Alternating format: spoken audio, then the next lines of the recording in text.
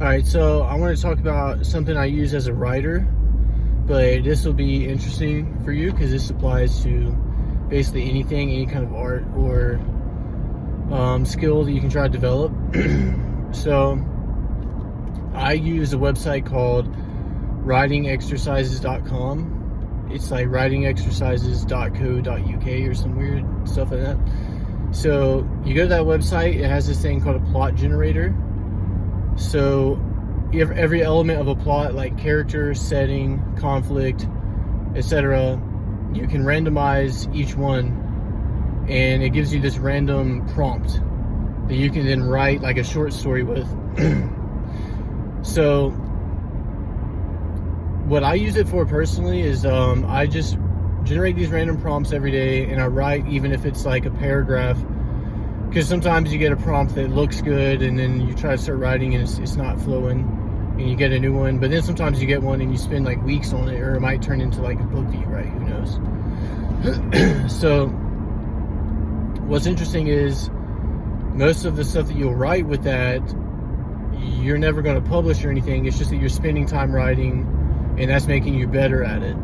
So then when it's time to write your book, you'll bring those skills that you brought from doing that to writing your actual book.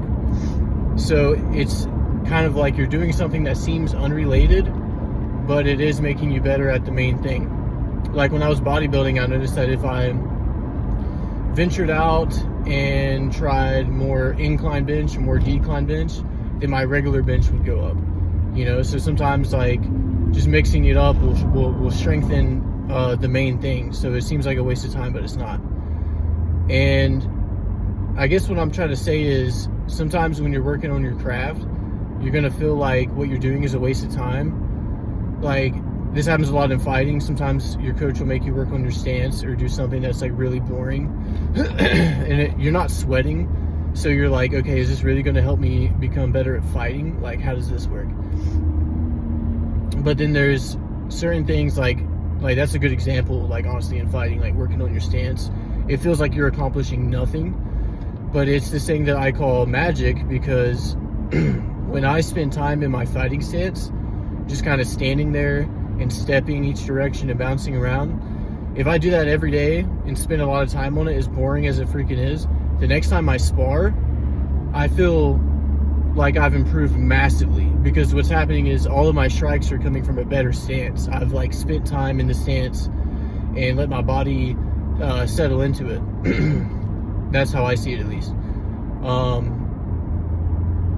And some of this stuff, like the why does it work, is really irrelevant. Like, don't spend too much time thinking about like why would this work, unless it's like interesting to you.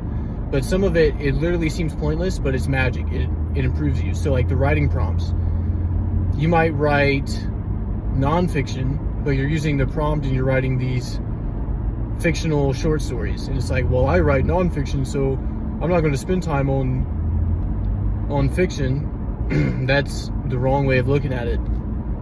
Writing fiction will make you better at writing nonfiction. Sometimes,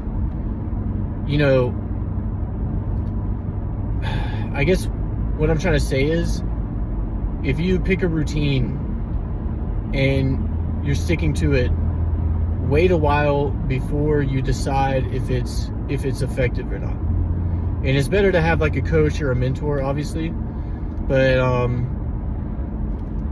yeah, it's just something to think about. And on a bigger level, like to go even deeper,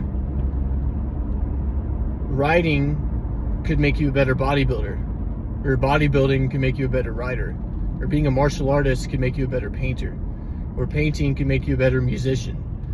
Because what starts to happen is you start to see the parallels. You start to see how they're similar rather than how they're different. And in 2025, just be a little adventurous. Just try some things. It's always going to be uncomfortable in the beginning. Like I remember in 2021, I started hitting the gym again for the first time in years, and I kind of had like social anxiety. Like it was like a lot. Like there's just a lot of people, especially if you go in the gym like at 5 p.m. And if it's not like something like that, there will be something that'll just make you feel out of place like a fish out of water, and you'll feel like I'm really kind of wasting my time. Am I really, like, this isn't what I thought it would be. I had this image in my head of what it was going to be, and what it is right now is not like that. So am I wasting my time? Am I messing up? Just stick in there. Because what ends up happening is, once you gain the momentum, you will see that was not a waste of time. Far from it. Take my advice. I'm not, I can't be anyone's guru. I still have a long way to go with my life, but I am an artist. And if you're watching this and you're an artist or you're a creator, and maybe it's something that you don't even consider art, you can probably apply what I'm talking about to it. All right, just think about that. Just think about that. So here's a little more on that. I was thinking about that, and sometimes with like the writing prompts, this is just a good example. I felt like sometimes you discover your writing style because the way that the prompts force you to come up with ideas.